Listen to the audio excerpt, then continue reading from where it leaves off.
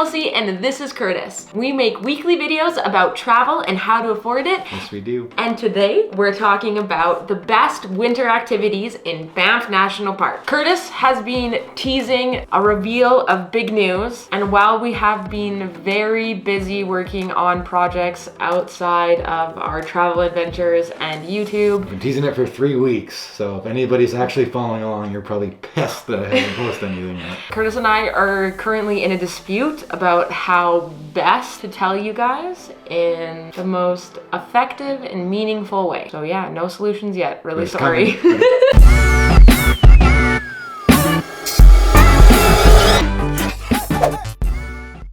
So back in December, we had the privilege of showing some of our friends from all over the place, from Miami and New York and all over Ontario, one of our favorite places to visit in the winter, Banff National Park. Considering we are not, well, we're not locals, but we're somewhat local to the area and have been there on many occasions, we acted as travel guides, taking our friends through Banff National Park, and now we want to share some of those awesome locations with you guys as well. So as soon as we picked up everybody from the airport, we immediately headed right into Banff, and we stopped at Bow Falls, which is located just inside of Banff. When you get to the parking lot to Bow Falls, there's a nice trail that you can follow along the stream. Once you go up the stairs, when you turn around behind you, you can see just the top of the Fairmont Banff Springs Hotel. Now, if you guys don't know, the Banff Springs Hotel costs like $300, $400, $500, maybe even $600 a night, depending on when you're going. It can be extremely expensive. We didn't stay there, but it's still a good place to go and tour, which is where we took everybody right after Bow Falls. This is a beautiful location. The falls are a little bit frozen over, but there's still some water going through it. It was our way of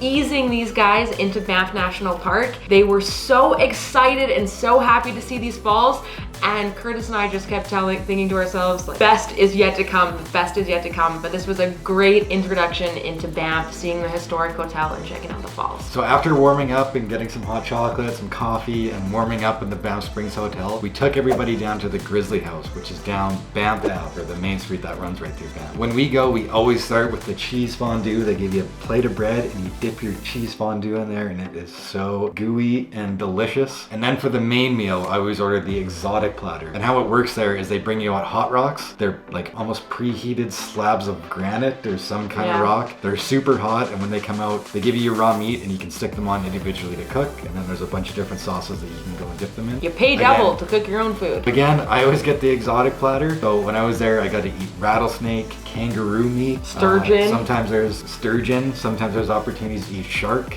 You get a whole variety of meats that you wouldn't try anywhere else, to be quite honest. I'm not a big rattlesnake eater, but you know, if it's on a plate like this, I'll definitely order it. This place is definitely great for social settings and sharing. It's a fun little experience with the meal. Pay twice as much to cook your own food. Oh, speaking of which though, it's the social aspect. They have the phones at the table. Yeah, so you can call around to other tables too and I don't know, see what they're having. Yeah, it's just a really fun dining experience and something a little bit different to do. And if you're looking for maybe some more local cuisine and not some kangaroo, they do offer things like the Alberta platter, which would have venison and bison and elk and, you know, a little bit more traditional Albertan experiences. Not a good place for vegetarians. No, not a good place.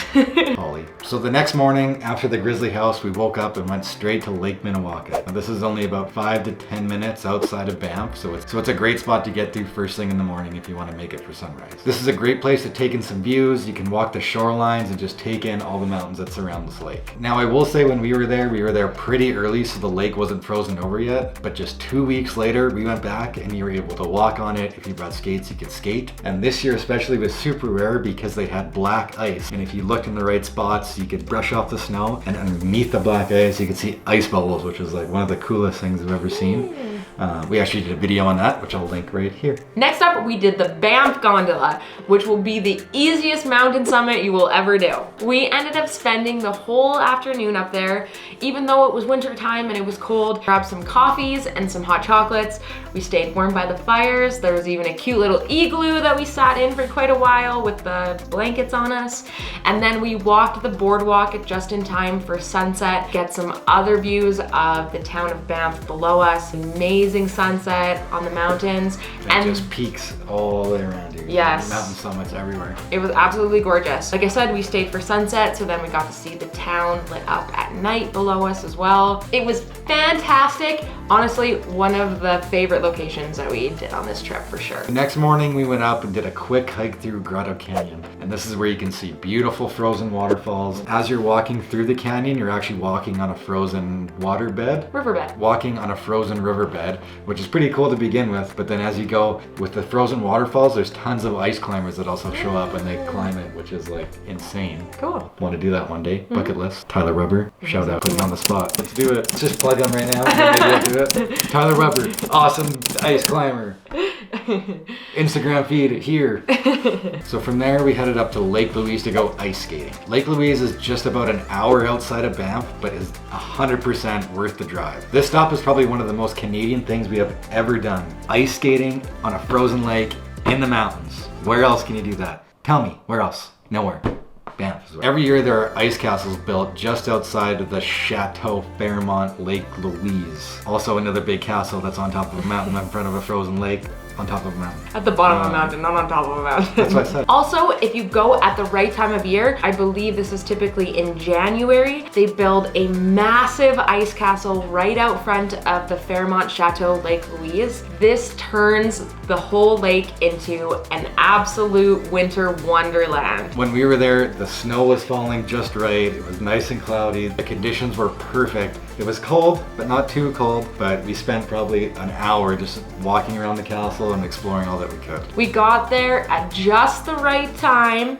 We had 5-10 minutes, if we were lucky, of having the castle all to ourselves before people started waking up and heading out in troves to see it. Early mornings, always worth it. Later in the season, there's also an ice carving competition, Yes! I think. We didn't get to make it this time. Hopefully next season, maybe even later this winter, we'll be able to make it up and see them. But it's always been something that I wanted to see. Very cool. The next activity is hands down one of my most memorable and favorite things that we did all winter long.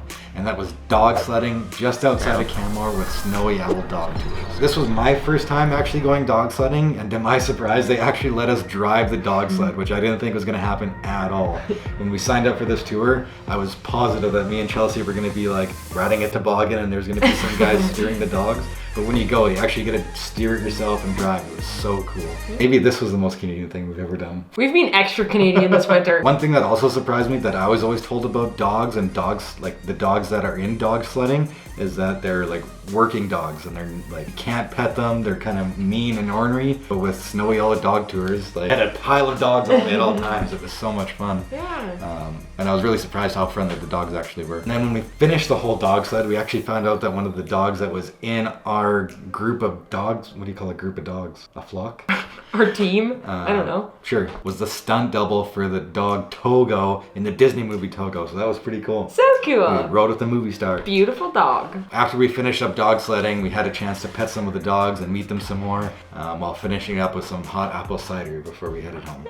On our way home, our last stop was just outside of Cochrane at the Wolf Dog Sanctuary. This has been on our list for a really long time to head out and check out, and definitely did not disappoint. This is an opportunity to get up close and personal with some wolf dogs and learn about them, which was also super interesting. The craziest thing that happened while we were out there, we were walking between the enclosures and the dogs started howling at each other.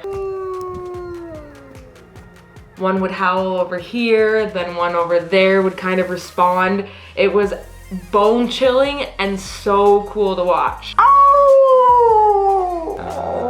One thing to keep in mind though, guys, if you do decide to go, please be respectful of the rules that they have there. When we had our tour, we learned that these dogs, like, they are pretty much wild animals. They're not wolf dogs, they're not domesticated. They don't have the same relationship with humans that regular dogs do. So they do have some rules regarding clothing and other stuff like that, and things that you're not allowed to bring in, so just please be respectful and visit the website. They have all sorts of details about what you should and shouldn't wear and anything that you're not allowed to bring with you. So there you guys have it. That's how we chose to spend a weekend in Banff. And we hope you guys learned a little bit about what Banff has to offer in the winter. If you guys like this video, please hit the like button, hit the subscribe button so you can see more weekly travel videos from us. You can even hit the bell and then you'll get notified when we post new videos. And we hope we can help you find your adventure. Bye!